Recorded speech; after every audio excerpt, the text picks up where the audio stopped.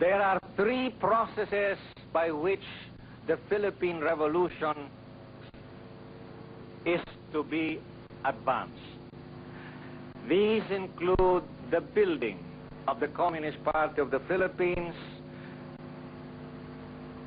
the building of the new People's Army, and the building of the National Democratic Front.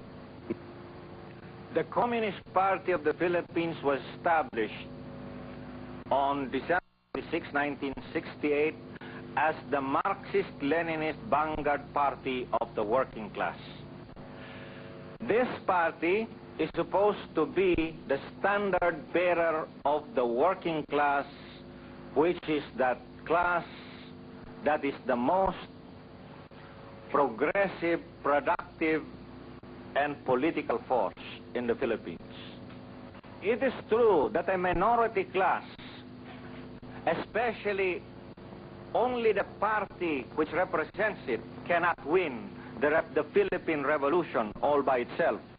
At any rate, even while there are the forces of armed revolution, there are the legal democratic forces in the Philippines. The biggest of these is Bagong Alyansang Makabayan, or Bayan in short. It has a membership of more than 2 million members in more than 1,000 member organizations. Its biggest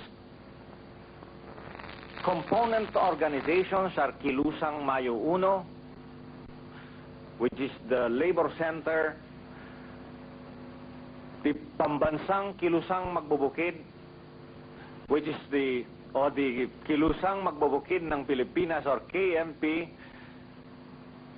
Gabriela, the Women's Alliance, League of Filipino Students, Alliance of Concerned Teachers, Cadena, and so on. As I have earlier pointed out, Partido ng Bayan, founded last August 30 and 31, was an outgrowth of Bayan, the big coalition.